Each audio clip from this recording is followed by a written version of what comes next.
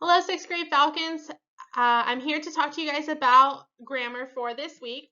So what we're going to be focusing on is agreement of verbs with the subject. So a singular subject is going to need a plural verb. So if you have just one subject, so that's one person, one animal, one item, whatever it is, the verb is going to be plural, which means it's going to have an S on it.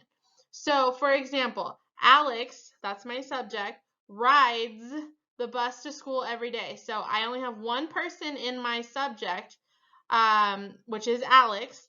Rides is going to be plural, which means it's going to have an S on the end of it. So Alex rides the bus to school every day. Okay, if you have a plural subject, which means you have more than one person, more than one animal, more than one item, whatever it may be, your subject is going to need a singular verb, which means the verb is just going to be by itself with no S. So for example, my friends, so there's more than one person, play video games on the weekends. Okay, so play is my verb because I have more than one friend. It's going to be plural. I'm sorry, the subject's going to be plural and the verb is going to be singular. This is a reminder that all your verbs should be in the present tense. That's what we are working with this week. Use of pronouns, okay? So pronouns are something that we've talked about in class a lot. We're going to talk about two types of pronouns today, subjective and objective. Okay, subjective pronouns take the place of the subject in a sentence.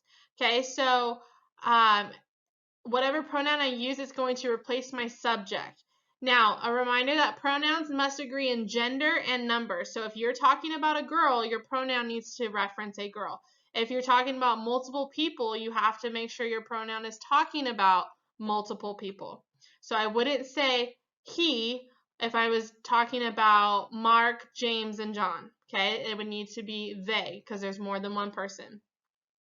So the subject is who is the sentence talking about? Who or what? What pronoun could you replace it with? If you do not know the gender, you should put he or she. Now you're going to put both, not just one if you don't know the gender. So for example, if it was the teacher, you would put he or she because you don't know what the gender of the teacher is. An animal would be described as it. Okay, so animals, we're not describing them with gender, we're just describing them as it. So, for example, Mrs. Flores taught the students a new math problem last week. Okay, Mrs. Flores is my subject. Now, if I want to replace Mrs. Flores with a pronoun, I'm going to replace it with she because I know that a Mrs. is a female. So I'm going to put she taught the students a new math problem last week. I would not replace it with he or it because I know that Mrs. Flores is a girl. Now, the teacher caught the student with her cell phone. Okay, I don't know what teacher caught the student, so I'm going to put he or she caught the student with her cell phone because I don't know the gender. Okay, now if I was talking about objective pronouns, they receive the action of the verb. Okay, so subjective is the subject, objective is the what receives the action of the verb. So a few examples of objective pronouns is me, you, him, her, it, us, and them. So for example, Fancher Creek gave out meals to them. Okay, gave is the verb. Who was giving something?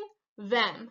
Now, if I had written that as Fancher Creek gave out meals to Miss DeLuca, Mrs. Delgado, and Miss Olson, then I could replace our three names with them because we received the meals. Now, the car crash by the school scared us. Okay, scared is the verb. Who was scared? It was us.